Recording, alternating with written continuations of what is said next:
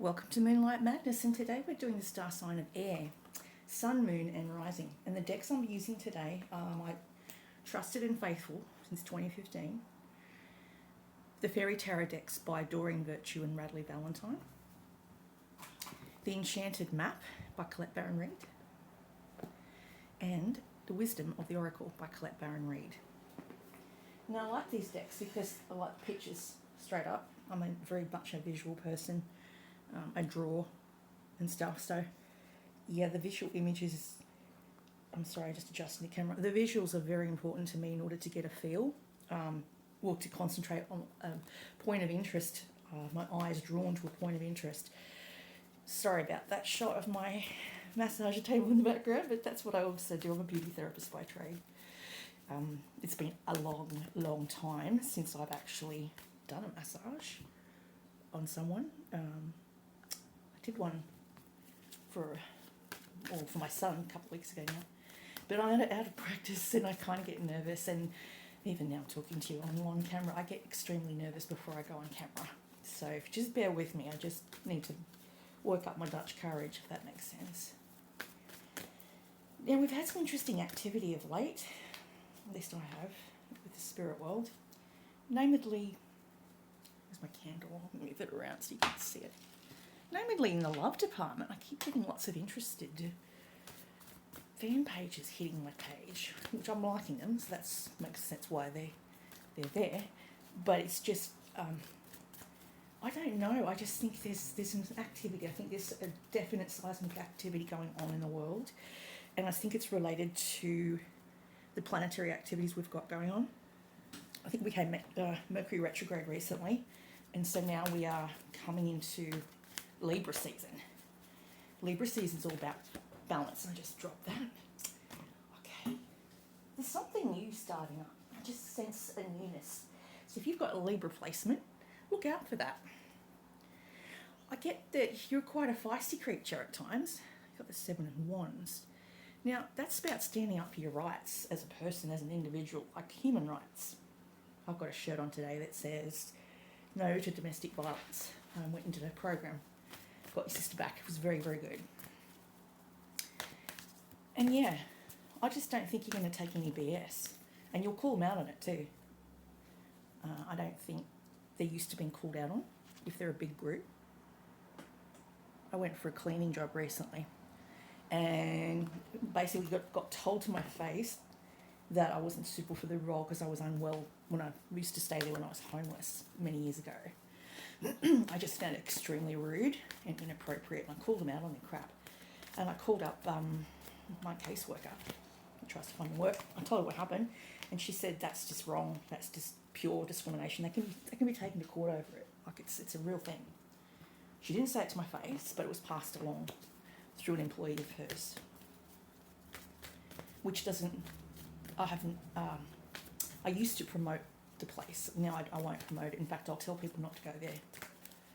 So a little bit of bad press is always good for people like that. That you don't get to treat people like they're nothing. That they've got a problem when that was over 7 to 10 years ago. So yeah, I'm rambling, but I was really annoyed. And just one bad press comment from someone can just ruin your whole day. Well, that one's jumping cards. We have here the Four of Pentacles. Now, the Four of Pentacles for me, personally, is the blah. You know, when you feel just blah, nothing's exciting, nothing's happening, you're just literally bored over the whole situation. And maybe that was a time when you were in a depression, a deep depression, because of extenuating circumstances that were beyond your control at the time. But you were blamed for it. Like you had to just pick yourself up and dust yourself off and be okay with the fact that you lost everything, including your mind at the time. So for air signs out there, I hear you. It's a hard balance living in your head, really, really difficult. You may have had in the past, as I said, depression, but at the moment happiness is crossing your path. You've got the sun. The sun is the best card in the zodiac. He's riding in on his unicorn, and the sunflowers are trying to vie for his attention because it's a Leo symbolism as well. You may have started a new exercise program. For some of you, you may be doing something outdoors in the sunshine. You may have a visit from a son, or you may have visited your son recently. And in the recent past, you've got here the Prince of Cups. Now, for me, I see that as the past being recent past, so that's Pisces, Scorpio, Cancer. Someone a bit immature, someone who has a lot of emotions, big emotions I call them, may have special needs, may have a disability, and can't express them, so it becomes anger rather than telling you how they feel. They just explode. Explosive temper. It could get physical too. I get this person can get quite physical, so because they can't express themselves very well. And autism is a cry for help, really. When they get really angry, it's a cry for help. It means they're really overwhelmed by something, big emotions, and so they take it out on their parents, their loved ones, their siblings, through anger or violence or withdrawal. You know, just like you're insignificant. I'm not even going to waste my breath on you, or I don't want to see you because I'm too angry with you, type thing. This person can be in your past. This may be a past love or a past person, parent. Easily swept off their feet. They're dramatic. They're flirtatious. They're romantic. They tend to have lots of eyes on different people. They find it hard to commit to one. So maybe they had a lot of admirers in the past and didn't know which one to commit to. And so this person got caught up in that. In the future, you've got the Star. This is the best card in the zodiac. This is the Star, Aquarius. This is your card. So if you're an Aquarian or rising moon or sun, it's talking about looking at life through a different perspective. Maybe you're trying a new health kick. You're doing a detox, you're doing a cleanse, and it's really working for you. Your skin's looking good, your hair's looking shinier. It's telling you to keep doing it. Keep doing the healthy practices you're doing, because you are walking away which doesn't serve you. So whether that be, addictions or people or places or things, it's talking about moving away from those people, places or things. You might be walking away from a Leo who's very toxic. They may have been okay at the beginning, but now they're overbearing and they're controlling, and it's a manipulation, coercive control they call it. And maybe you didn't know what it was at the time because it was so subtle, but everyone around you could see what you couldn't, and you got swept up in the emotion of it. Maybe you were blinded by their light. They might have been so pretty and shiny and the star of the show on stage. They may have worked in the film industry, some of these people. They might work behind the scenes or in front of the camera, or they're on stage, they're acting, singing, dancing, and they are the star of the show. And anyone that gets in their light can't upstage them because they need all that attention. They thrive on it. You may have become a little bit inward by not going out with people, not mixing with groups. You've got the Princess of Autumn, so this is you coming up. At the moment, you're coming up as quite responsible, studious, mischievous, well thought out plans, needing a little push to get going. This is the sign of Virgo, Capricorn. We've just come into Virgo season. Virgo, Capricorn and Taurus. You may like to study. You may be working with books. I know I've recently just stopped doing books. I was doing volunteer work, and I was going through special collections at the university. It was fantastic. I loved it. We were digitising some really old ledgers, and I found that surprising what I picked up, because I do psychometry. I touch things, I get impressions off it. I got an impression of the Matara festival, which was about, back in the 1900s, there was a Matara festival, and we were cleaning out the pantry, and these ladies that were raising money for the Matara festival baked cakes and were selling them on a stall, and one of them said, well, we need to make all this money, and where's the rest of the plates so we can sell more to make more money. That Matara festival was actually moved from Mayfield to Newcastle. I don't know why, but it used to make like 61,000 per capita per year. And I just thought, that's weird. That's really strange. Why am I seeing this in my sleep? And it was an astral vision, because I could remember seeing all these ladies in early 1800 period costume, look like a costume, but it was actually what they wore, and they were looking for these cake plates that were hidden in a drawer. Apparently it was council that used to put on the Matara, but also there was a lot of church people that used to raise money for the Matara as well. So it was a really big event. Anyway, I went through the ledgers that day. I said to the lady that I was working with, Anne, I said, have we got any books on the Matara festival? And she said, specifically why? I just wondered, has anyone ever come across the Matara ledger, or recently have you? She said, no, I haven't.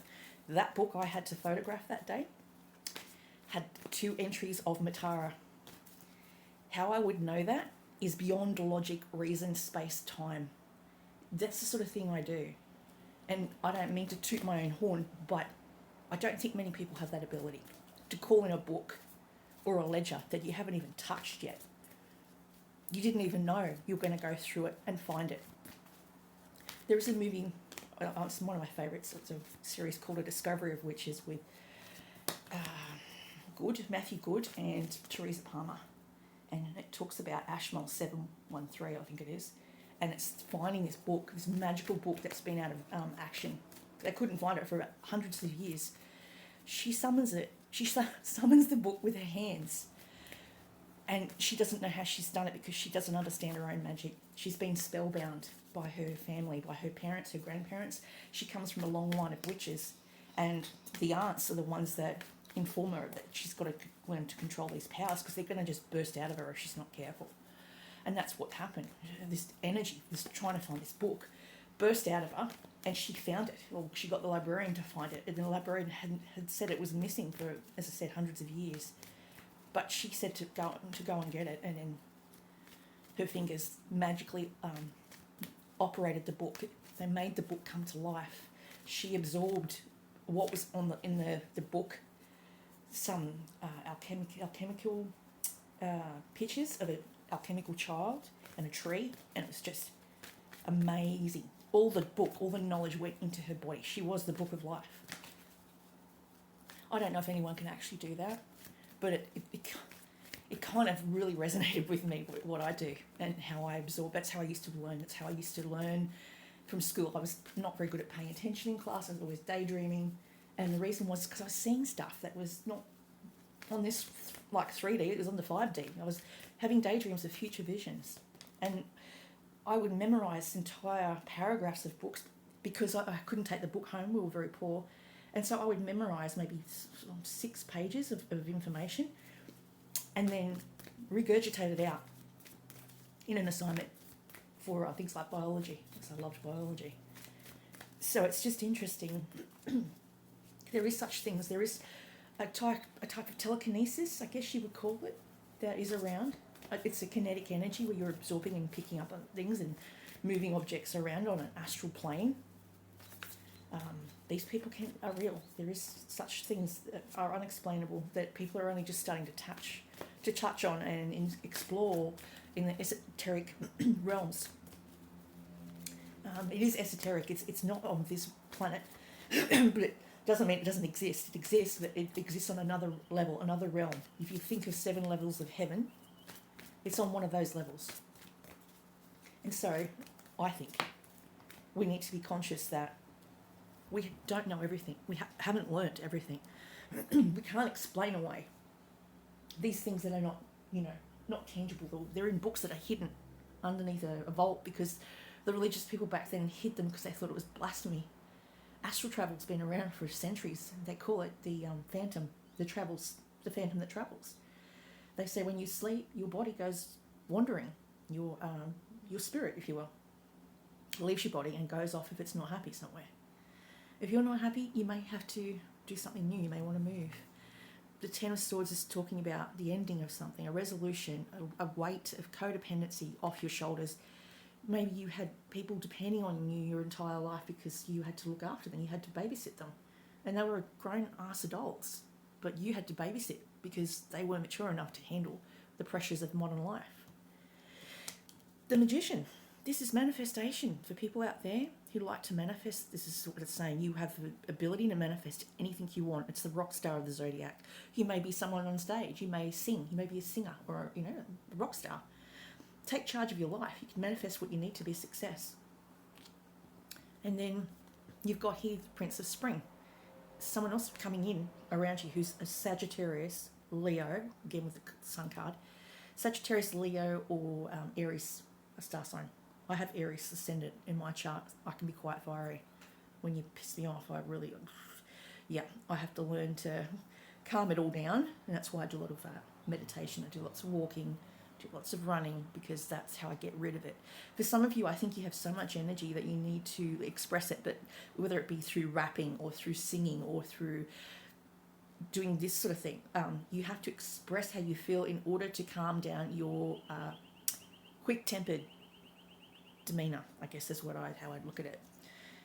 And I think that's what happens when you have a build-up of energy. It has to go somewhere. If you're not doing anything physical as far as exercise, or you're not being intimate with a partner, it becomes, it self-implodes. It's almost like it implodes. You have to release that energy, that tantric energy. 8 of autumn.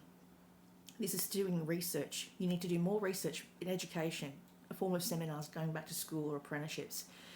You want long-term prospects, but you want something that ends up with a job attached to it. So like a traineeship where you're working part-time and you're also learning part-time. That, I think, works well for most people, to practice what they're reading, what they're studying.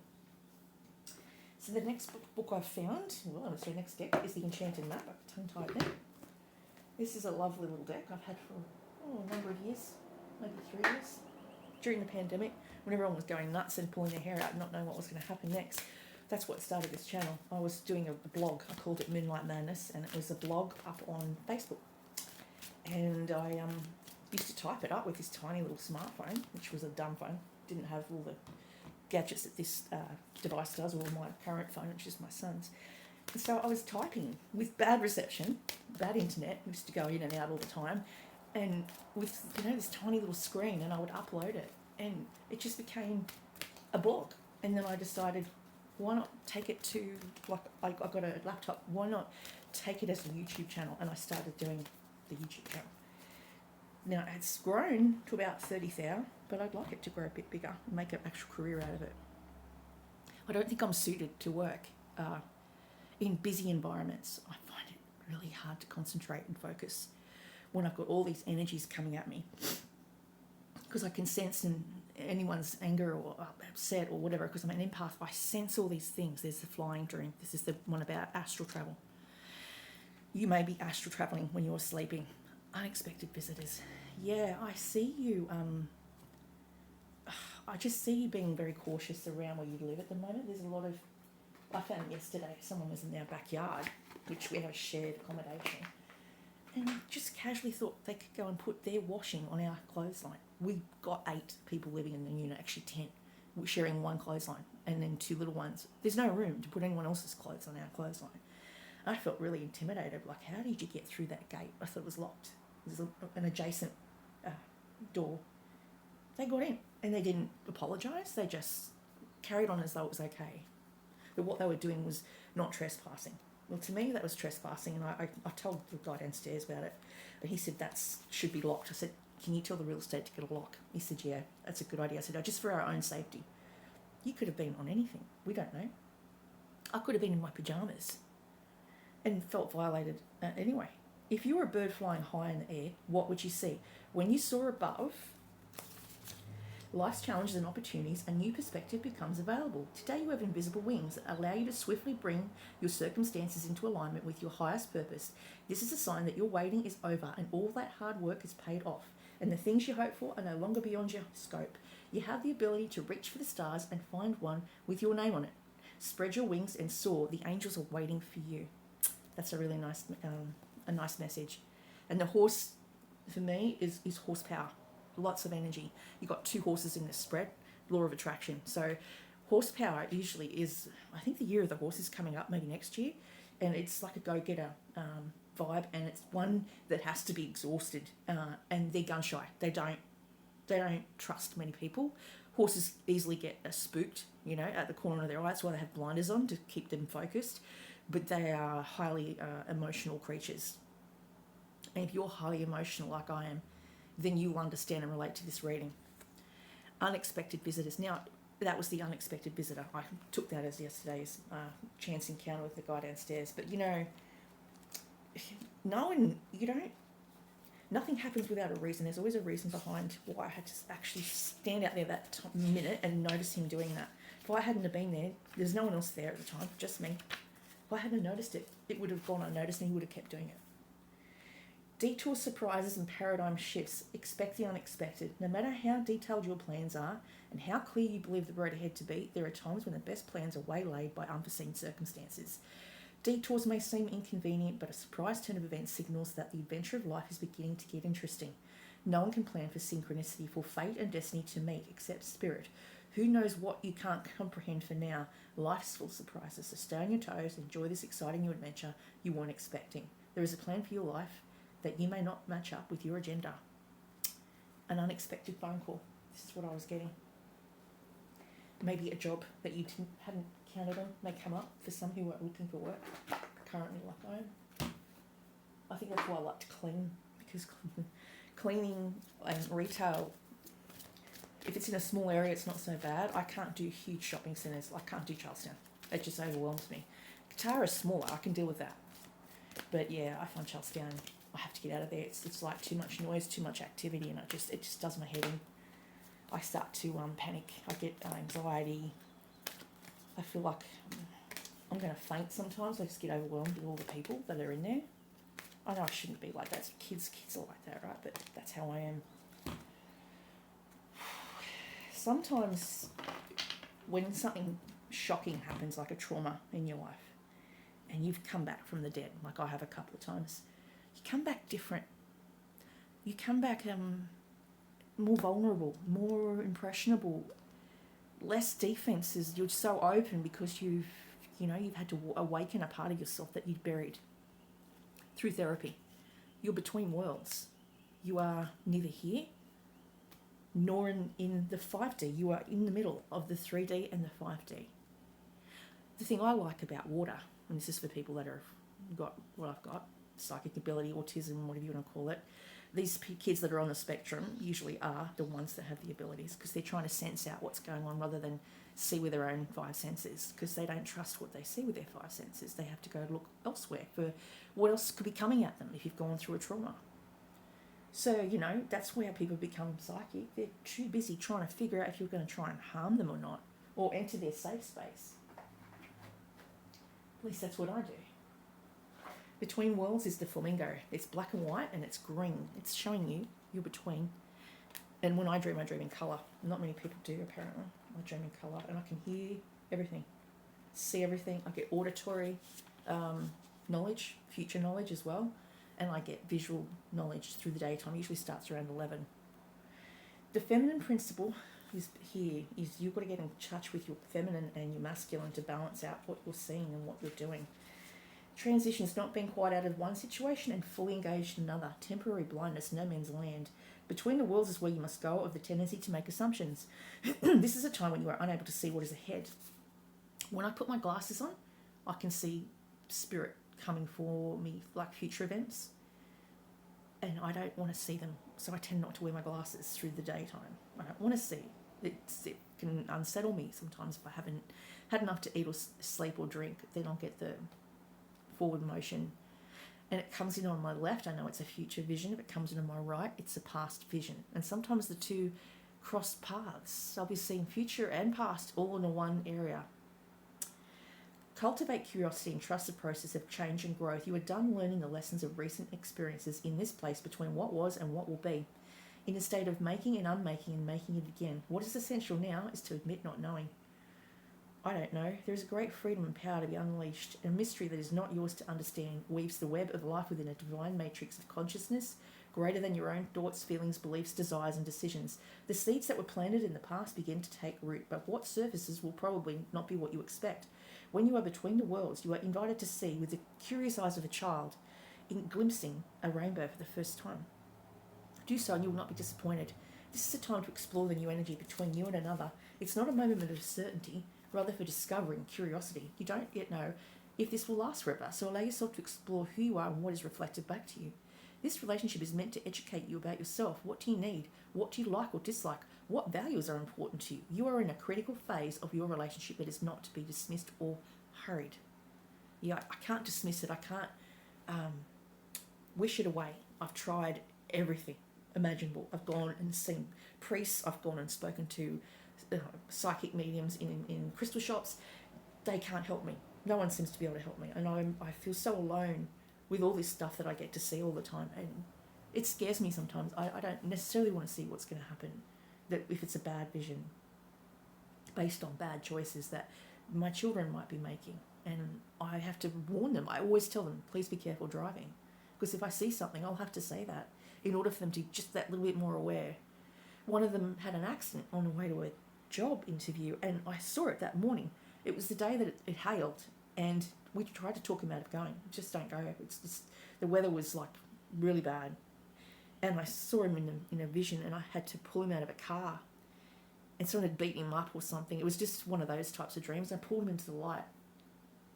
But what it was also symbolising was he was in a deep depression because he wanted to get out of his job and he wanted to go into this new job that he'd been studying for over 4 years for. He finally got the job, not that job, but he got the job, another job the following week. But he was not meant to get that job. They were trying to pull him off that path. And he nearly ran into oncoming traffic because he didn't know the GPS sent him the wrong way. So lucky, a guy came and helped him off the road and pushed the car off the road onto away from oncoming traffic.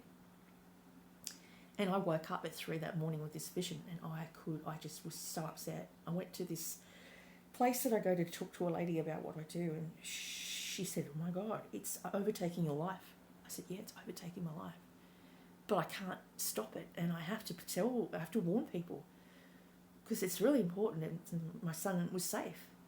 He didn't listen to me, but after it happened, like I told him, I think he's a little bit more cautious now. Isn't it wonderful when you feel yourself in the flow of life, when events and conditions seem to engage you in a way that is fluid and effortless? This card reminds you that going with the flow is exactly what you need to do now. Ride the wave of opportunity formed by perfect conditions. Allow trust and faith to guide you forward as you flow like a river into the sea of life. There are points in a relationship when you have to decide to go with the flow rather than dictate the course you share with another.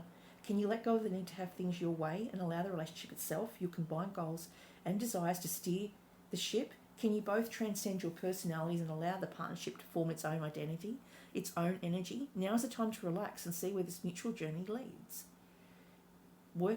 Everything seems to work out when you stop scrambling and allow the sea of opportunities to wash over and wake you up to your most prosperous potential. To get that into flow, you need to address your beliefs about money, abundance. The true meaning of your personal currency lies in your skills, your talents and abilities, and most important, your core beliefs. Everything flows from your inner world and is reflected in the outer one. When grateful to serve, you align your prosperity. Consciousness with a higher consciousness can expect miracles. Everything you need will come to you easily. So if you stop chasing your own tail, it's telling you to stop trying to push things forward because it's going to come in its own time. And that's all I have for you. I hope it's helped someone out there in air sign. And specifically, I'm getting someone that has low self-esteem at the moment. They're feeling they're out of their depths. They're in a new pond and they're struggling to swim because it's all new. Everyone has to learn somewhere, start somewhere new, and don't expect to know everything in a day. It takes time. You get to be the new kid on the block for a while, and that's okay because people learn at their own pace. You get to learn at your pace, not at theirs. And that's all I have.